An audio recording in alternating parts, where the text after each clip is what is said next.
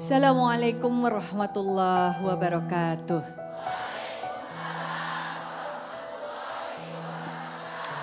Kajian hati.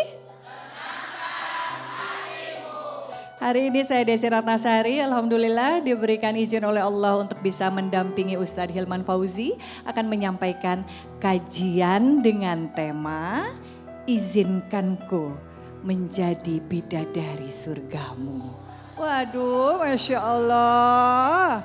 Baik nih, kayaknya sudah tidak sabar semua wajah-wajah para bunda untuk mendengarkan tausiah dari Ustadz Hilman. Mangga nyanggaken. Baik, hatur nuhun Teh Desi. Assalamualaikum warahmatullahi wabarakatuh. Waalaikumsalam warahmatullahi wabarakatuh. Bunda. Nabi SAW bersabda, Ad-dunya'u mata'un wa khairu mata'id dunya al-mar'atus solihah. Dunia ini perhiasan dan sebaik-baiknya perhiasan adalah perempuan yang solehah. Betul?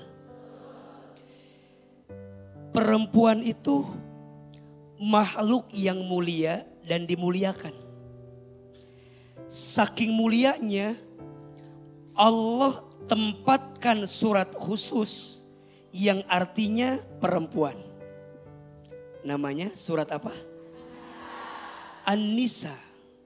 Saat dia jadi anak yang berbakti sama orang tuanya, maka anak perempuan ini menjadi perempuan yang mulia. Betul?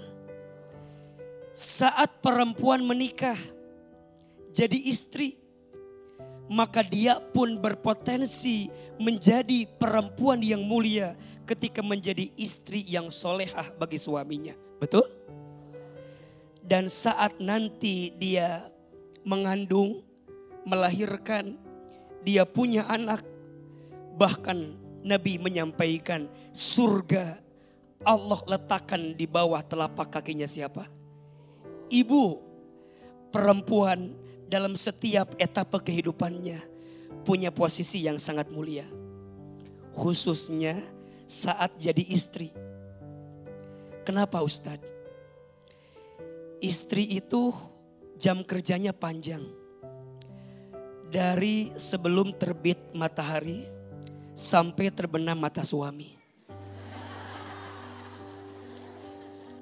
Betul? Makanya kalau Ahilman tanya, Bunda sayang jadi istri yang solehah itu mudah apa susah? Ringan apa berat? Wajar karena pahalanya surga. Kalau ringan pahalanya kipas angin. Kulkas satu pintu. Betul? Aa, gimana caranya agar kami menjadi istri yang solehah? Yang kemudian nanti kami bisa menjadi bidadari surga di hadapan Allah Subhanahu wa Ta'ala.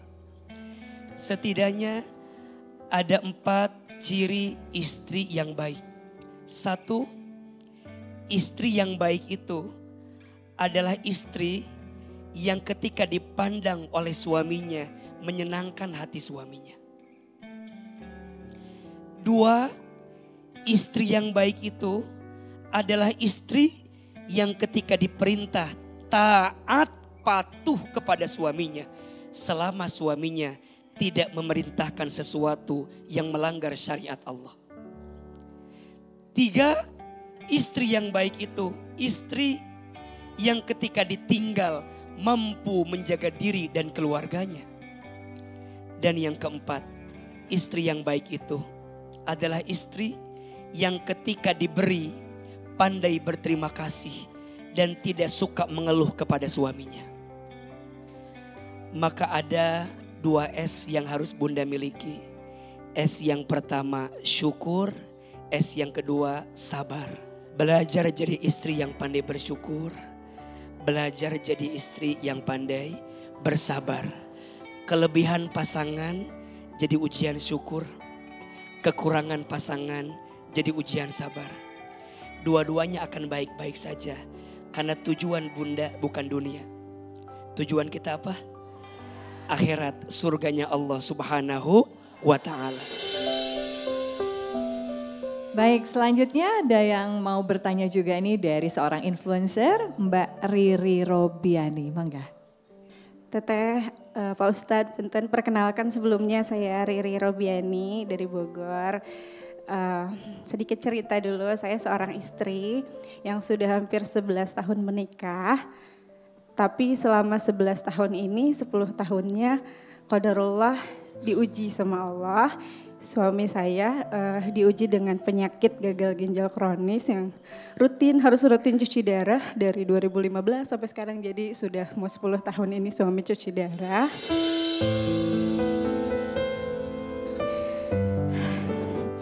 Banyak suka duka yang sudah dilalui, tapi alhamdulillah dengan Allah masih beri kesempatan sampai sekarang untuk kami berdua menjalani kehidupan rumah tangga.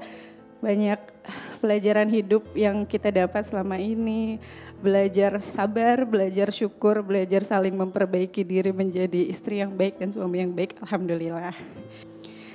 Mau tanya, kan ketika kita sedang diuji itu pasti orang akan suruh sabar aja, ikhlas aja, tawakal aja. Cuma kita nggak tahu sudah sampaikah saya di titik sabar, di titik ikhlas, apa di titik tawakal.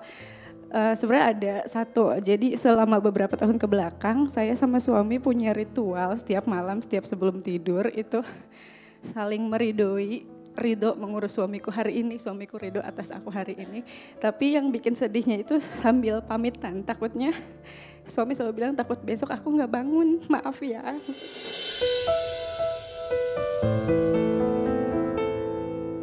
Apakah aku belum tawakal, belum sabar karena setiap hari itu selalu ada rasa takut ditinggalkan, Pak Ustadz. Apakah itu termasuk kurang iman atau tidak tawakal terhadap ketentuan Allah? Bagaimana supaya memperkuat hati saya biar lebih tawakal, ikhlas, lebih sabar lagi, Pak Ustadz? Mohon penjelasannya. Terima kasih ya. Assalamualaikum warahmatullahi wabarakatuh. Waalaikumsalam warahmatullahi wabarakatuh. Silakan AA. Berarti harus cuci darah. Ya Pak Ustadz. Setiap 1 minggu 2 kali, setiap Senin dan Kamis. seminggu 2 kali. Ya. Kurang lebih hampir 10 tahun membersamai suami. Ahilman mau tanya, apa yang bikin Teh Riri bisa sesabar itu mendampingi suami kurang lebih 10 tahun. Tentu ini sesuatu yang tidak mudah, setuju?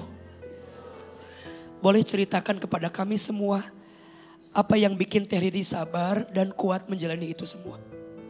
Udah pasti karena ingin mengejar ridho Allah ya Pak Ustadz. Karena kan seorang istri itu ridho, kalau pengen dapat ridho Allah harus dapat ridho suami dulu.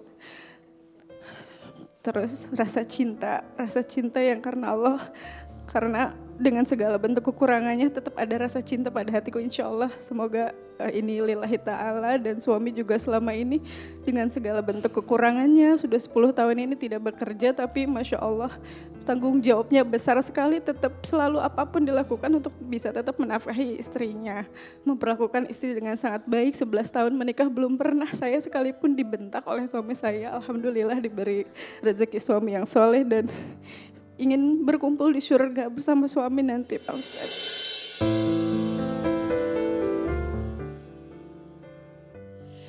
Iya, ini yang harus Bunda dan pemirsa catat baik-baik. Tujuan rumah tangga itu setidaknya ada 3. 1, rumah tangga itu tujuannya menyempurnakan ibadah. Saat kita ditakdirkan punya pasangan, pasangan itu harus jadi jalan yang membuat kita makin dekat sama Allah. Makanya kalau Bunda tanya, AA, kira-kira rumah tangga aku ini sudah berjalan di track yang baik atau tidak? Jawabannya sederhana. Ketika Bunda bersama dengan pasangan, membuat Bunda makin dekat sama Allah atau makin jauh dari Allah? Ini yang harus Bunda catat baik-baik. Rumah tangga yang baik bukan tentang rumah tangga yang punya rumah yang bagus. Rumah tangga yang baik bukan tentang suami yang punya pangkat jabatan tinggi. Rumah tangga yang baik bukan tentang istri yang pandai bersolek, cantik, rupawan. Bukan. Tapi tolong catat baik-baik. Rumah tangga yang baik, yang ketika bersamanya membuat kita makin dekat dengan Allah. Sempurna ibadah kita kepada Allah. 2, tujuan rumah tangga itu apa? Meraih berkah. Saya tuh berbakti sama suami, pengen dapat ridhonya suami. Kenapa ridhonya suami penting? Karena bagi istri, ridhonya Allah tergantung ridhonya siapa? Suami. Kalau dipikir-pikir pakai logika kadang gak nyambung. Izin ya, suaminya sakit. Mohon maaf, secara nafkah dunia mungkin tidak maksimal. Tapi kenapa Teh Riri tadi bercerita mau sabar kurang lebih 10 tahun. Satu kalimat, pengen dapat ridho Allah. Karena semua yang Allah perintahkan untuk kita pasti membawa kebaikan. Kenapa Ahilman mau jadi suami yang baik? Karena saya percaya saat suami itu baik sama keluarga, maka Allah akan perbaiki hidupnya. Betul? Kenapa kita harus sayang sama istri? Karena suami yang sayang sama istri, pasti Allah akan sayangi hidupnya.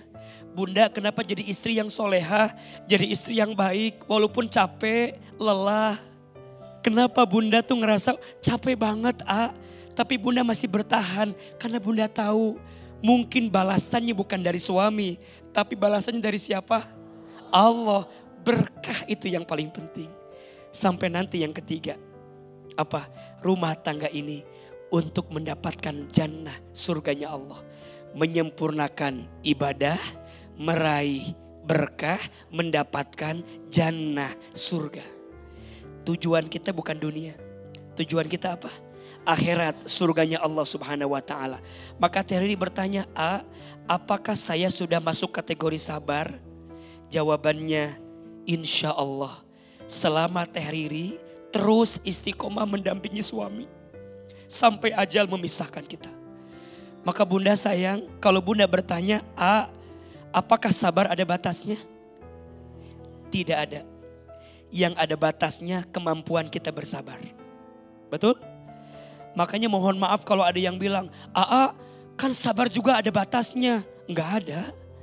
Yang ada batasnya mah kemampuan kita bersabar. Betul? Apa titik akhir dari kesabaran kita? Maut, kematian. Selagi masih ada, berbuat baiklah. Pernah ingin menyerah saat 2017, suamiku saat itu baru 3 tahun sakit. Komplikasi semuanya, jadi bukan cuma ginjal tapi jantung iya, hati iya, paru iya, semuanya. Dan kita sudah sampai di titik yang kayaknya suamiku bakal meninggal nih hari ini. Saat itu kita perjalanan ke IGD di ambulans, kita sudah saling berpamitan. Sebenarnya bukan menyerah, kita tidak pernah ada di titik hampir menyerah, tapi itu benar-benar pasrah. Kita sudah berpamitan, ya Allah aku ikhlas kalau suamiku engkau ambil hari ini.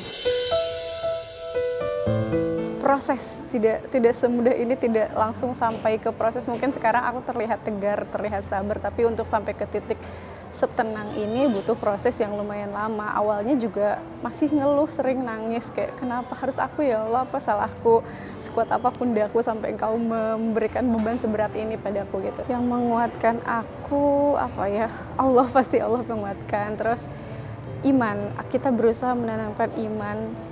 Suamiku juga mungkin kalau misalnya yang aku dampingi bukan sosok suamiku yang seperti ini, yang segitu baiknya, segitu soleh, mungkin aku juga tidak begitu kuat. Jadi aku dan suamiku sama-sama saling menguatkan, saling menutupi kekurangan satu sama lain. Jadi kita kuat karena bersama. Jadi aku kuat karena suamiku kuat karena aku. Jadi kita sama-sama saling menguatkan. Dari kajian hati bersama Ustadz Hilman Fauzi ini, alhamdulillah aku dapat banyak sekali pelajaran berharga, ilmu-ilmu khususnya tentang sabar, tawakal, syukur, ikhlas dalam menjalani ujian hidup. Dan Ustadz Hilman itu kalau menyampaikan itu kan secara lemah lembut, jadi ngena gitu ke hati. Terus naik turun kayak roller coaster, perasaan itu kayak sedih, nangis, tiba-tiba jadi ketawa, kayak enak banget, aku ketagihan ikut kajian Ustadz Hilman. Masya Allah, terima kasih Pak Ustadz, semua ilmunya semoga bermanfaat dan berkah.